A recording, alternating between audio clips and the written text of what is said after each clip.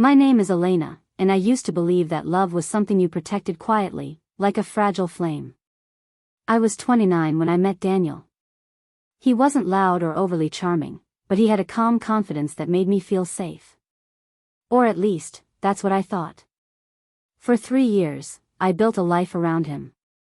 Not just memories, but routines, habits, dreams that slowly started to include his name without me even realizing it.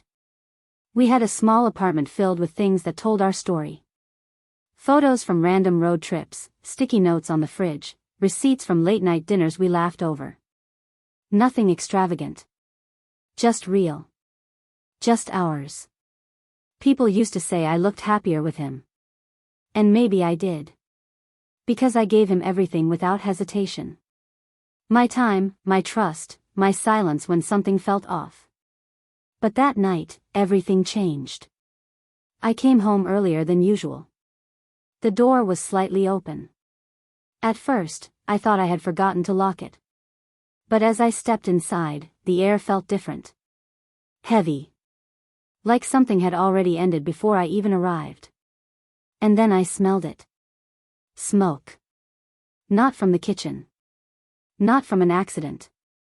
It was coming from the living room. And when I walked in, I froze. Because everything we had ever built was burning. The flames were small but deliberate. They weren't out of control. They were controlled. Focused. Like someone had chosen exactly what to destroy. Our photo albums. Letters I had written him. The box under the table where I kept every little memory we created together. Gone. Daniel stood there, watching it burn. Not panicking. Not trying to stop it. Just watching. Daniel, what are you doing? My voice didn't sound like mine. It felt distant, like I was hearing someone else speak. He didn't turn immediately. When he did, there was no guilt in his eyes. No hesitation. Just something cold. You came early, he said. That was it. No explanation. No apology. I stepped closer, my heart pounding harder with every second. Why are you burning our things? He looked at the fire again, then back at me. Because I don't need them anymore. Those words didn't hit me all at once. They settled slowly, painfully. I don't understand. You don't need to, he replied. And that's when I realized something terrifying. He had already moved on. Not physically. Not publicly. But emotionally. Long before I noticed. I didn't call him. I didn't text. Because deep down, I knew there was nothing left to say. Instead, I went to a small hotel across town. Paid for a room without asking questions. The receptionist smiled politely. I smiled back. Like everything was normal. Like my life hadn't just been burned in front of me. I entered the room, closed the door, and finally let myself breathe. The silence was different here. It didn't feel suffocating. It felt clean. I sat on the edge of the bed and looked around. No memories. No reminders. No Daniel. And for the first time in a long time, I felt something unfamiliar. Control. I wanted to scream. To throw water on the fire. To grab whatever was left and save it. But I didn't move. Because something inside me had already started breaking in a way I couldn't control. You could have just told me, I said quietly. Daniel laughed. Not loudly. Just enough to make it hurt more. And what? Have a long emotional conversation? That's not me, Elena. 3 years. 3 years, and this is what it came down to. Silence. Fire. And indifference. Who is she? I asked. He didn't deny it. She understands me better.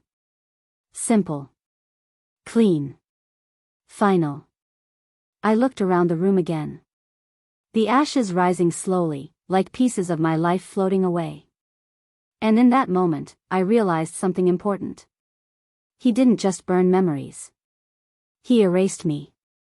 And somehow, he expected me to stand there and accept it. I took a step back. Then another. Fine, I whispered. He frowned slightly, like he didn't expect that reaction. That's it? He asked. I looked at him one last time. You don't owe me memories anymore, I said softly. Then I turned and walked out. Without looking back. The flames were small but deliberate. They weren't out of control. They were controlled. Focused. Like someone had chosen exactly what to destroy. Our photo albums. Letters I had written him. The box under the table where I kept every little memory we created together. Gone. Daniel stood there, watching it burn. Not panicking. Not trying to stop it. Just watching. Daniel, what are you doing? My voice didn't sound like mine.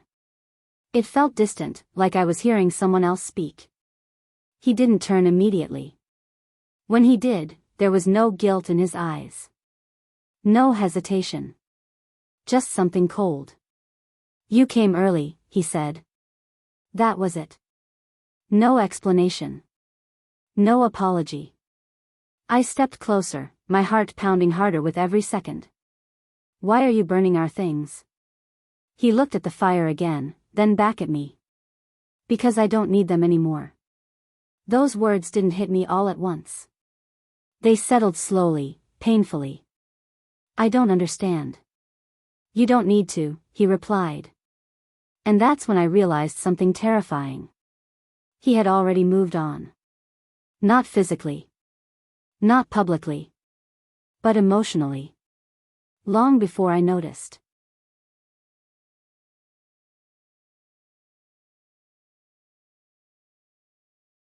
I woke up earlier than usual. Not because I had to. But because my mind refused to stay still. For a moment, I forgot everything. The bed felt unfamiliar, the ceiling plain, the silence too quiet. And then it all came back. The fire. His voice. The way he looked at me, like I was already gone. I sat up slowly and checked my phone. No messages from Daniel. Not even a missed call. That should have hurt. But it didn't. Instead, it confirmed something I didn't want to admit the night before. He wasn't expecting me to come back. He had already replaced my absence with someone else's presence. I stood up, walked to the mirror, and stared at myself. No tears. No red eyes. Just a woman who had finally seen the truth. And truth doesn't always break you. Sometimes. It wakes you up. A week later, I heard about her. Not directly from Daniel. But from someone who thought I should know. Her name is Sophia, they said. I didn't react. She's younger. Still nothing. They'd been seeing each other for months. That part didn't surprise me. It confirmed what I already knew. This wasn't sudden. This wasn't a mistake. This was a decision he made long before I found out. I thanked them and ended the conversation. No anger. No jealousy. Just clarity. Because the truth is, she didn't take him from me. He left. And that difference matters more than people think. I ordered coffee and sat by the window. People outside were rushing, laughing, living their normal lives. It felt strange how nothing had changed for them, while everything had changed for me. But I didn't feel like a victim anymore. That feeling had burned with everything else.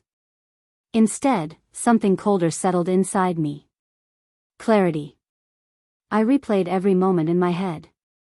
Every ignored sign. Every excuse I made for him. Every time I chose silence over confrontation. I wasn't weak. I was loyal. And he used that. I took a sip of coffee and made a quiet decision. I wasn't going to chase answers. I wasn't going to beg for explanations. Because people like Daniel don't explain, they justify. And I wasn't interested in hearing his version anymore. I was done asking. By noon, I returned to the apartment. Not because I wanted to. Because I needed closure. The door was unlocked. Inside, the smell of smoke still lingered, but the fire was gone. Only ashes remained. Daniel wasn't there. Of course he wasn't. I walked through the living room slowly. Every step felt heavier than the last. The walls were the same. The furniture untouched. But something was missing. Not the objects. The meaning. I knelt near the burned pile and touched the edge of what used to be our photo album. It turned to dust in my fingers. That's when it hit me. Memories are fragile. But people are worse. Because memories don't choose to disappear. People do. I didn't stay long. There was nothing left to hold on to. I went straight to the bedroom and opened the closet. Half of his clothes were gone. The empty space said more than any explanation ever could.